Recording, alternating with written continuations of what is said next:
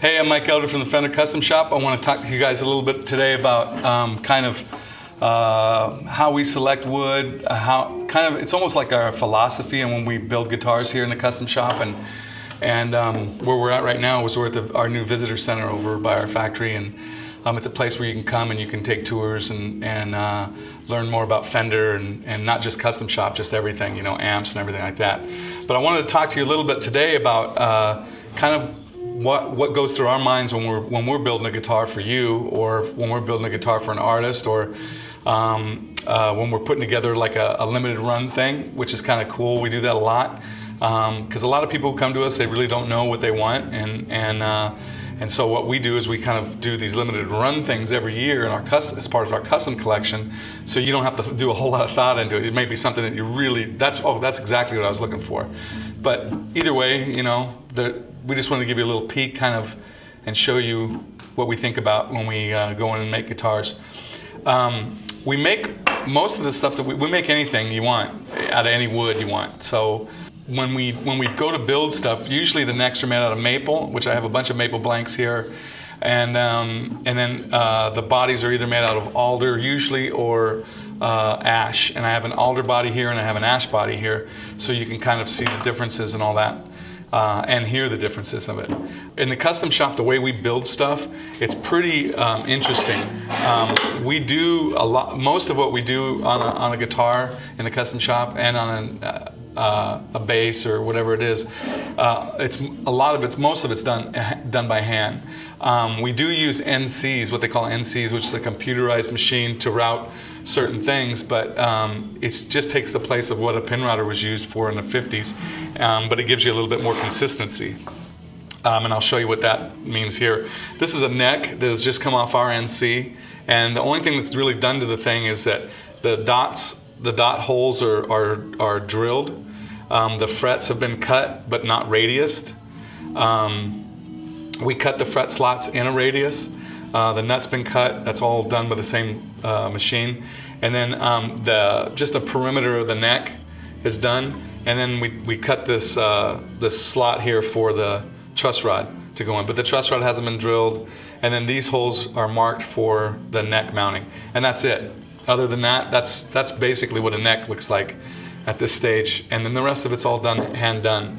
All the blends, all the sanding, all the back shape, the insertion of the truss rod, the frets, the dots, everything's done by hand, and you know, mounting into the body. And the reason why we use an NC for this stage, which again it's the same thing that a pin router was used for in the 50s, but it's more consistent. And the only reason you use an NC is really for two things: consistency and speed.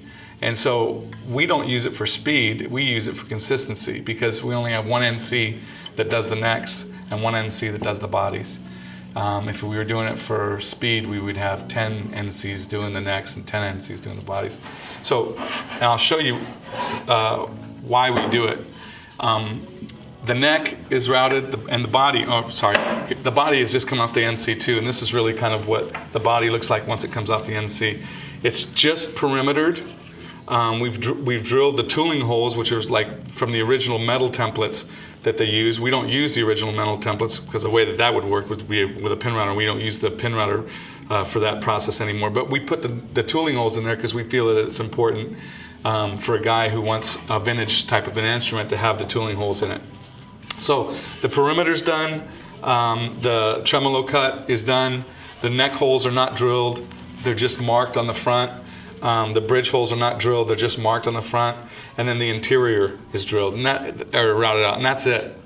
So that's as far as it goes. All the contours, all the radius, all the drill, all the holes for the bridge mounts and the neck mounts are drilled by hand.